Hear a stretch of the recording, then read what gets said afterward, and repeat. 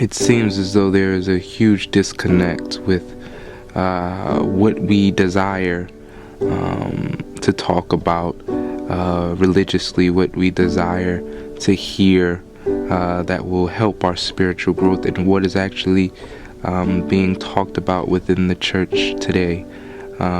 Within the leaders of the church today, it seems as though they're having an issue connecting with our generation. I think that is a result of the fast shift that is going on in this world. It seems as though the church is behind on how my generation thinks about issues, in all the different transitions that this world is going through. It is time for a shift in perspective, a shift in how we perceive God, a shift in how we talk about God. And if there is not this shift, that my generation will continue to be spiritually idle. My generation will continually feel less and less connected to their faith and disinterested in their religion. If there's a continual dissatisfaction with what is being talked about within the church walls and within their faith. One of the things that is key is that we demand honesty and genuineness. We demand that we talk about issues. You will not save this generation by laying hands on them. Listen, you will not save this generation by teaching them to speak in tongues.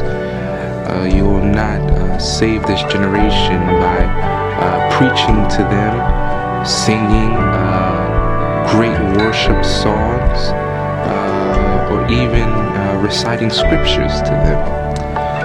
You will save this generation by connecting with them in dialogue, a conversation that is honest, a conversation that is real,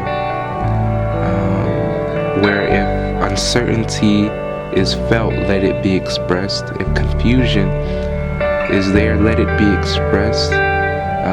We do not need people who feel they are wise beyond their years, or people who feel they know the ins and out of the Bible, but we just need someone to be honest about the answers that they are seeking and help us to find the answers that we are seeking.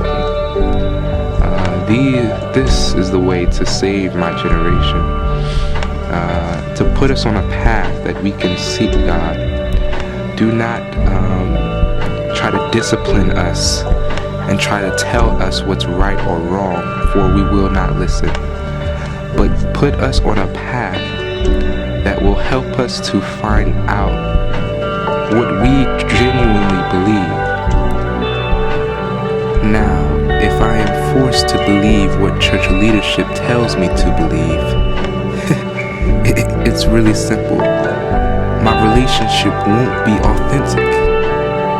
My walk shouldn't look or sound like yours.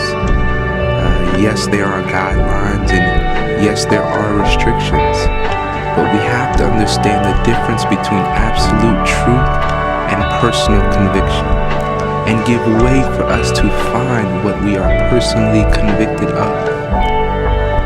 If not, we will continue to create bitter and or habitual Christians who follow Christian decorum out of habit, or to stay within the good graces of their loved ones. But we need to be taught how to seek God for ourselves, how to get into the presence of God, though God is always there, but to get into a place place in God to where we always feel His presence. That's what we need. That's what we desire. I say that we can get there, but we cannot be scared to change. You have to let go, and let us give us solid food. Let us journey. Let us figure things out for ourselves. Help us to be unselfish in our walk. Help us to seek God honestly and genuinely. It is then that we will feel the freedom that Jesus imagined Christianity or His love movement to be. And for my generation, I believe that we are full of excuses. We will find any reason to give to why we do not grow in our relationship, whether it be because the church is full of hypocrites, or whether it be that everyone sins and falls short. We use God's grace and mercy as a crutch not to grow. We say that we don't have time, or we gather some philosophy that does not originate or does not have godly foundation, and use that to live the same honesty that you demand from the church. You need to have within your own walk in your own relationship. You are not a bad person because you know that you're spiritually not where you should be, but you must do something about it. Do not claim to be something that you are not. Think about it. Be introspective, and really be independent with your relationship. Independence does not mean you don't need anyone else, but it just says that I'm not 100% reliant on the church to grow. I'm not 100% reliant on my pastor or Sunday services or Bible study to grow, because I'm so involved. I take this so seriously that I'll find a way to grow.